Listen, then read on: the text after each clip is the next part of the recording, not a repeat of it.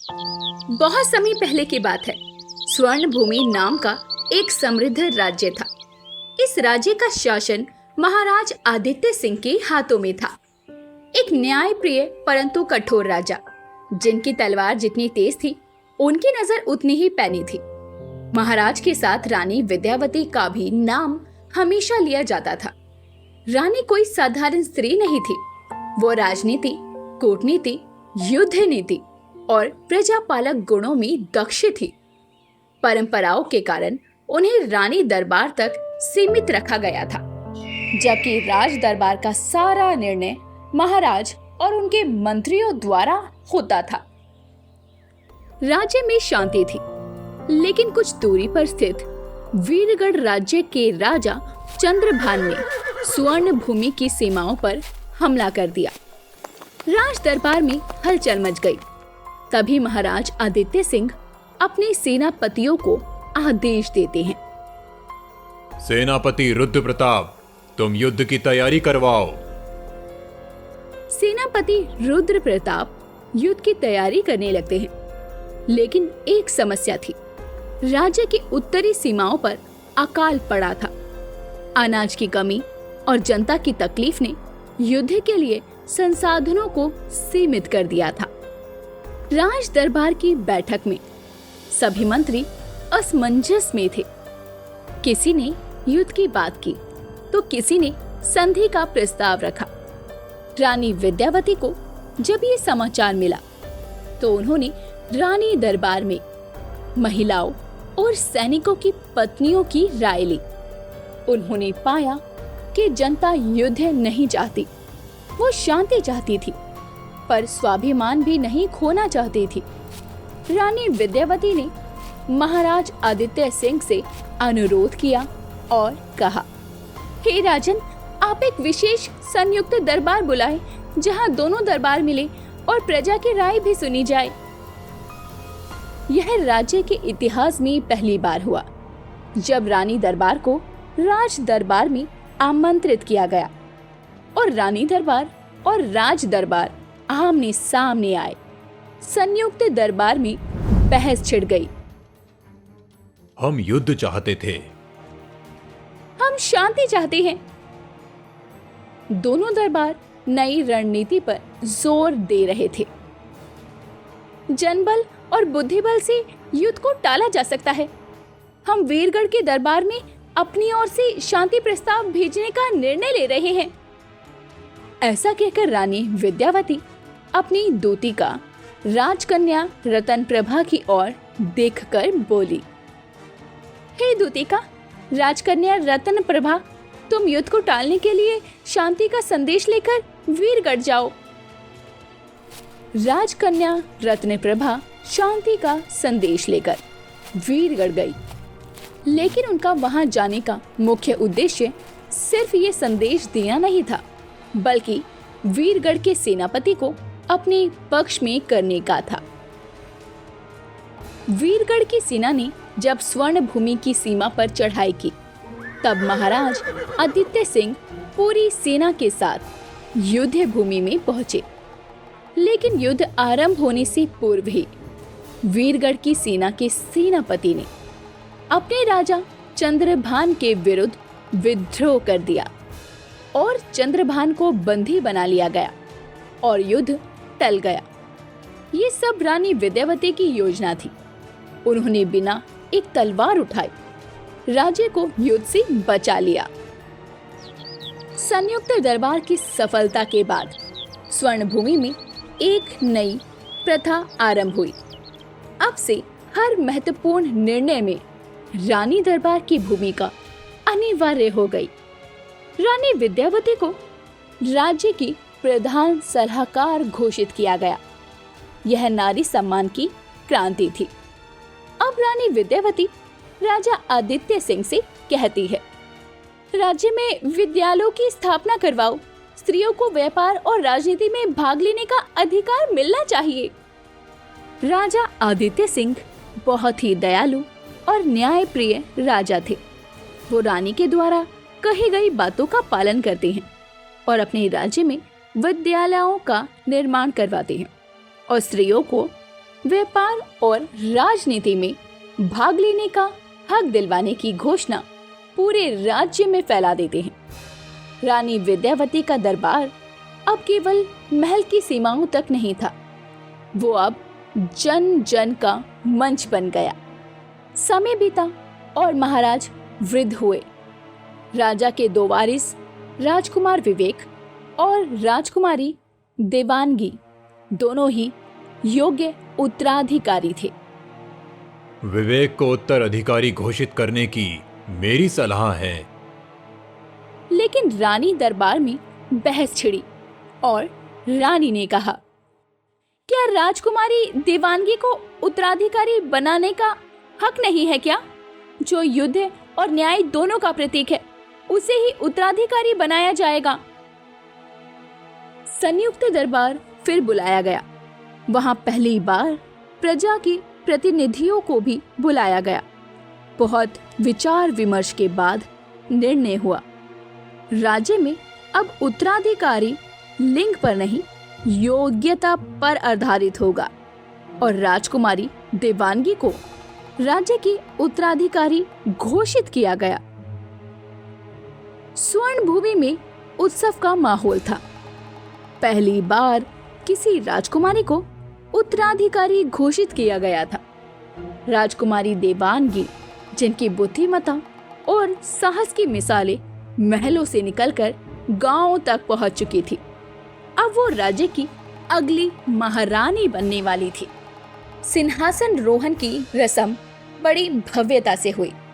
महाराज आदित्य सिंह और रानी विद्यावती ने स्वयं उन्हें राज्याभिषेक किया। राज्य के चारों दिशाओं से दूत आए, उपहार आए और सबसे महत्वपूर्ण बात, आशा आई।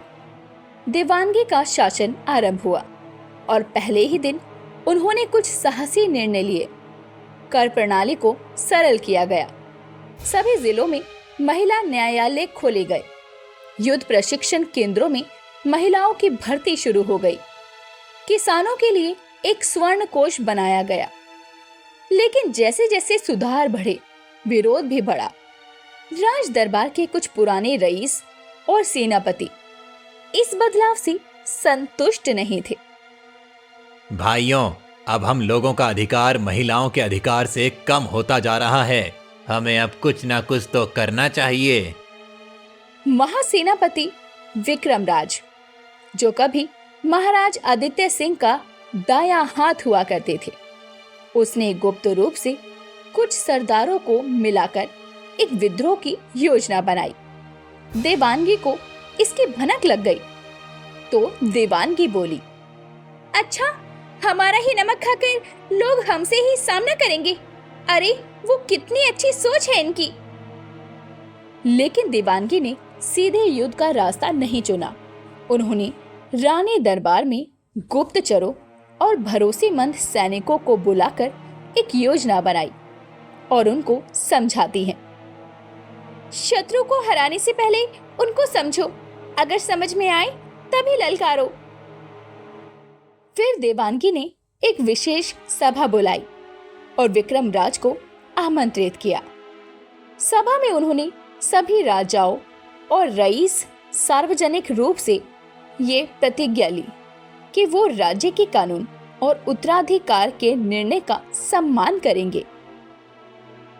मैं इस प्रतिज्ञा को इनकार कर रहा हूँ। ये स्पष्ट हो गया कि वह बगावत करेगा, लेकिन देवानगी ने उसे तुरंत बंदी नहीं बनाया। इसके बजाय उन्होंने जनता के सामने विक्रमराज के षड्यंत्र का प्रमाण प्रस्तुत किया। जब जनता ने देखा कि वो राष्ट्र के विरुद्ध था, तो उसका समर्थन टूट गया। फिर रानी ने उसे बुलाकर कहा, तुम तलवार के बल से राज्य लेना चाहते थे, लेकिन ये राज्य अब तलवार नहीं, विचारों से चलता है। तुम बंदी नहीं, पर अब सेनापति भी नहीं रहोगे। रानी देवानगी ने विक्रमराज को पदच्युत कर दिया। मैं आज से ये घोषणा करती हूँ कि विक्रमराज के स्थान पर एक महिला योद्धा वीरा सैनिका कौशल्या को स्वर्ण भूमि की सेनापति बनाया जाए। अगले 5 वर्षों में देवानगी ने स्वर्ण भूमि को स्वर्ण युग की ओर ले जाना सही समझा। शिक्षा का स्तर बढ़ा, गांव में स्वराज परिषदें बनी और दरबार में जनता की भागीदारी सुनिश्चित की गई। उन्होंने एक नई नीति बनाई और घोषणा की, अब से हर साल एक जन दरबार होगा जहां कोई भी व्यक्ति अपनी बात सीधे महारानी तक पहुंचा सकेगा। रानी विद्यावती अब सलाहकार के रूप में उनकी मदद करती थी, लेकिन धीरे धीरे उन्होंने खुद को पीछे खींच लिया। उनका कहना था, अब समय तुम्हारा है और इतिहास भी तुम्हारा होगा। इस स्वर्ण युग में भी महारानी का जीवन व्यक्तिगत परीक्षाओं से खाली नहीं था। राजकुमार अर्णय पड़ोसी राज्य विष्णुपुर का युवराज एक बुद्धिमान और संयमी योद्धा था, जो देवांगी से प्रेम करने लगा। इसलिए उसने राजकुमारी को विवाह का प्रस्ताव भेजा। राज दरबार में चर्चा हुई, क्या रानी को विवाह करना चाहिए? कुछ मंत्रियों का मानना था कि विवाह के बाद सत्ता का संतुलन बदल जाएगा। यदि मेरा विवाह राज्य को कमजोर करता है तो ऐसी सत्ता को त्याग देना ही बेहतर है, लेकिन अगर प्रेम, समझ और साझेदारी से राज्य सशक्त होता है तो मुझे संकोच नहीं। उन्होंने राजकुमार अर्णय से केवल एक शर्त पर विवाह स्वीकार किया कि वो राज्य के निर्णयों में हस्तक्षेप नहीं करेगा, केवल सलाह देगा। हाँ, मुझे शर्त मंजूर है, मैं सिर्फ सलाह ही दूंगा। उन दोनों का विवाह हुआ, लेकिन देवांगी ने राजकुमार अर्णय को राजपति की संज्ञा नहीं दी, बल्कि सहधर्मी कहा। स्वर्ण भूमि की समृद्धि देखकर पश्चिम का राज्य कालीखंड ईर्ष्या करने लगा। वहां के राजा अमरकेतु युद्धप्रिय और क्रूर था। उसने सीमाओं पर घात किया और व्यापार मार्गों को लूटना शुरू किया। मैं जानती थी कि अब केवल समझौते से काम नहीं चलेगा। उन्होंने राज्य की सेना को फिर से संगठित किया और पूरे राज्य में घोषणा की, अब से युद्ध की तकनीकों में नवाचार किया जाए। युवा लड़कियों को योद्धा प्रशिक्षण दिया जाएगा। प्रत्येक जिले में एक रक्षा दल बनाया जाएगा। 1 वर्ष तक तैयारी के बाद उन्होंने अमरकेतु को ललकारा। भीषण और लंबा युद्ध हुआ। देवांगी ने स्वयं युद्ध भूमि में सेनापति वीरा सैनिकों के साथ मोर्चा संभाला। उन्होंने अमरकेतु को हराकर बंदी बना लिया, लेकिन रानी ने उसे छोड़कर शांति संधि का प्रस्ताव दिया, जिसमें अमरकेतु को अपने राज्य की जनता के कल्याण के लिए संकल्प लेना पड़ा। धीरे धीरे समय बीता। देवांगी और अर्णय के कोई संतान नहीं थी। परंपरा के अनुसार अब उत्तराधिकारी चुनना था। तभी देवांगी ने निर्णय लिया और कहा, अब उत्तराधिकारी राज परिवार से नहीं, प्रजा के बीच से होगा। उन्होंने एक राज्यव्यापी राज योग्यता परीक्षण करवाया, जहां श्रेष्ठ विचारक, योद्धा, नीति विशारद को बुलाया गया। राजगुरु समिति के साथ मिलकर उन्होंने राज्य प्रतिनिधि की सभा बनाई और उसमें से एक युवा स्त्री कृष्णावली, जो एक किसान की बेटी थी, उसको उत्तराधिकारी चुना गया। यह सर्वभूमि का सबसे क्रांतिकारी निर्णय था। राज्य की माटी से महारानी कृष्णावली की गाथा।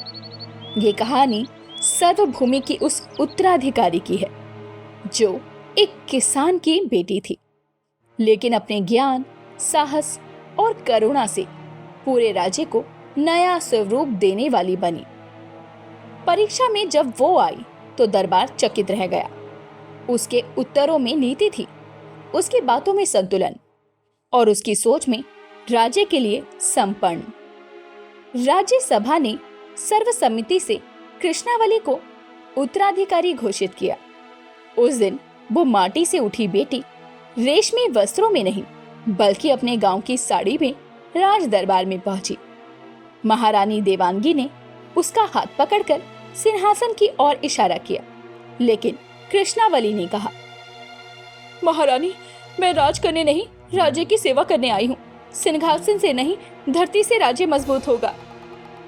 देवांगी मुस्कुराई और कृष्णावली से कहा, कृष्णावली, यही तुम्हारी परीक्षा थी। अब आओ और सिंहासन पर बैठकर अपना कर्तव्य स्वीकारो। सिंहासन पर बैठकर कृष्णावली ने पहला आदेश दिया। स्वर्णभूमि का प्रत्येक गांव अब राजगांव कहलाएगा, जहां से शासन की सोच शुरू होगी। कृष्णावली ने परंपरा बदल दी। अब निर्णय केवल राजधानी में नहीं होते थे, बल्कि ग्राम परिषद, महिला मंडल और युवा सभा की राय से शासन चलता। अब रानी कृष्णावली ने 3 नए स्तंभों की स्थापना की। पहला स्तंभ है जन न्याय मंच, जो गांव में खुला दरबार होगा, जहां हफ्ते में एक दिन न्याय होगा। दूसरा स्तंभ है श्रम संकल्प योजना, जहां खेत, नदी और निर्माण कार्यों में श्रमिकों को सीधे भागीदार बनाया जाएगा। और तीसरा स्तंभ है ज्ञानपथ विद्यालय, जहां शिक्षा केवल बच्चों के लिए नहीं बल्कि बड़ों के लिए भी शुरू की जाएगी। महारानी कृष्णावली स्वयं हर सप्ताह एक गांव में रुकती। वह खुद खेत में हल चलाती, तालाब साफ करवाती और बच्चों को पढ़ाती। एक दिन राज दरबार में एक मंत्री ने ताना मारते हुए कहा, महारानी को तो जैसे राज्य से ज्यादा गांव प्यारे हैं। कृष्णावली ने उत्तर देते हुए कहा, अगर राज्य की जड़ें गांव में ना हो तो महल भी सूख जाते हैं मंत्री जी। लेकिन जैसे जैसे कृष्णावली का शासन आगे बढ़ रहा था, वैसे वैसे मुसीबतें भी आ रही थी, जिसमें से एक समस्या ये थी, राज्य के पश्चिमी क्षेत्र में भीषण जल संकट उत्पन्न हुआ। वर्षा न होने से तालाब सूख गए, जनता त्रस्त थी।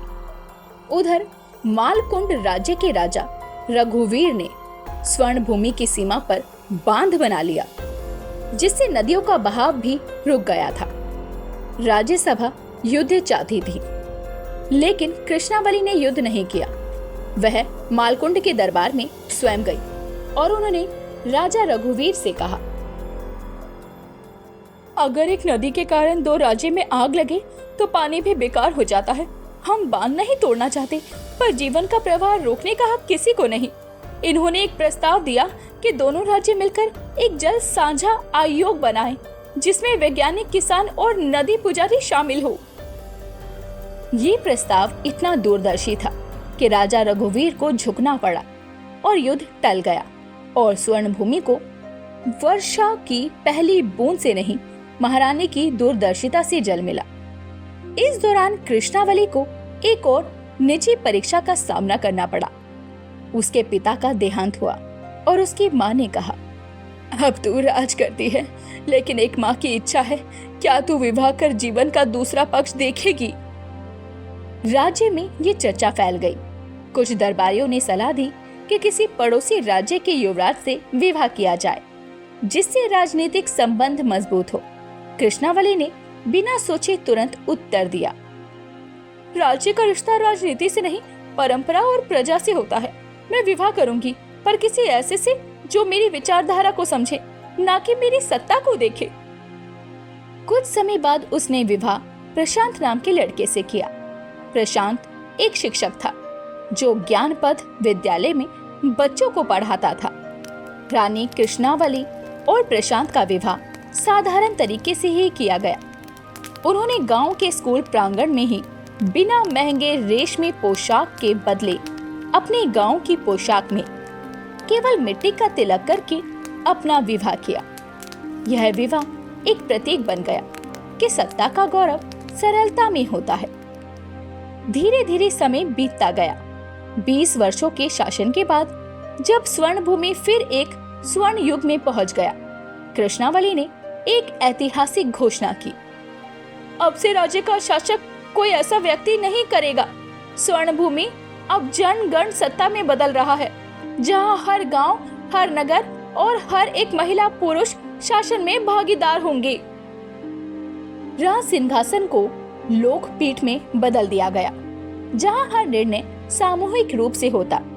उस दिन कृष्णावली ने आखिरी बार रेशमी वस्त्र पहने और सभा में कहा, मैं अब राज्य की महारानी नहीं, इसकी साधारण नागरिक हूँ।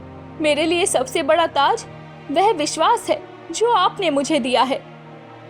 कृष्णावली, जो एक किसान की बेटी थी, एक ऐसी महारानी बनी जिसने सत्ता की परिभाषा ही बदल दी। आज भी स्वर्णभूमि के लोग कहते हैं, राजा सिंहासन पर बैठता है लेकिन रानी दिल में राज करती है। राज्यसभा का वह दिन ऐतिहासिक था जब कृष्णावली ने अपने पद का त्याग किया और सत्ता को जनगण तंत्र में बदल दिया। तब पूरी स्वर्ण भूमि में घंटियां बजी, कोई रोया, कोई मुस्कुराया, पर सबने ये माना अब इतिहास करवट ले रहा है। लोकपीठ की स्थापना की गई, एक ऐसी संस्था जिसमें हर गांव से चुने हुए प्रतिनिधि बैठते थे और सारे निर्णय सामूहिक रूप से होते। अब ना कोई राजा था ना महारानी, अब राज्य का नाम था स्वर्ण गणराज्य। कृष्णावली का एक दत्तक पुत्र था, ईशान, जो एक सामान्य शिक्षक परिवार से था और जिसने लोक नीति में शिक्षा प्राप्त की थी।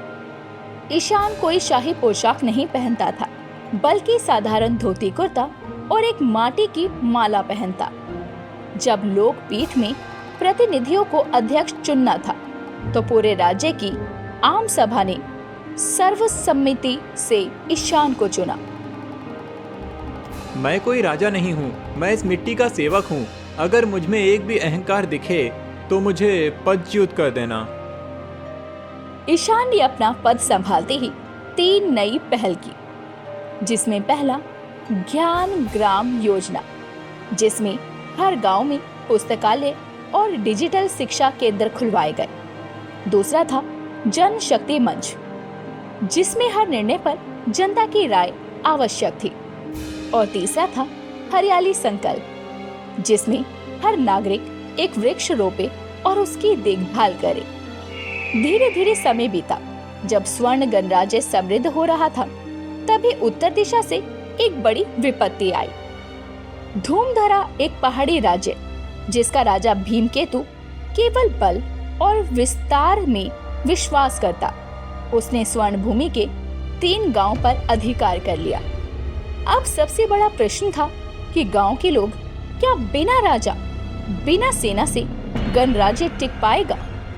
ईशान ने जनसभा बुलाई और युद्ध या शांति का निर्णय पूरी जनता पर छोड़ दिया। अद्भुत दृश्य था। गांव-गांव से लोग आए, बच्चों से बूढ़ों तक सबने कहा, शांति यदि सम्मान से हो तो स्वीकार है, पर अपमान की शांति नहीं चाहिए। अब ईशान ने केवल सैनिक नहीं भेजे, उन्होंने गांव की जनता को संगठित किया। ग्राम रक्षक दल बनाए गए, जिसमें स्त्री पुरुषों की साझा सेना थी। एक विशेष योजना बनी। हर गांव के बाहर मिट्टी की कीले बंदी बनाई गई और आक्रमण रोकने के लिए जल जाल प्रणाली बनाई गई। और रानी देवांगी की पुरानी नीति पुस्तिका फिर से पढ़ी गई। भीमकेतु जब आगे बढ़ा तो उसे केवल तलवार नहीं, बल्कि संघर्षशील जनता का सामना करना पड़ा। 3 दिन के भीतर ही उसे पीछे हटना पड़ा। भीमकेतु ने पीछे हटकर संधि का प्रस्ताव भेजा, लेकिन उसमें एक शर्त थी, स्वर्ण गणराज्य को फिर से किसी शासक के अधीन होना होगा। ईशान ने उत्तर भेजा, राज्य किसी राजा का नहीं, जनता का होता है। हम युद्ध नहीं चाहते, पर गुलामी कभी नहीं स्वीकार करेंगे। भीमकेतु ने ये सुनकर कहा, अगर ये राज्य फिर कभी राजाओं के हाथ में गया तो मैं फिर से लड़ूंगा। हम हर बच्चे को इतना सिखा देंगे कि वो खुद नेता बन जाए। राजाओं की कोई जरूरत नहीं रहेगी।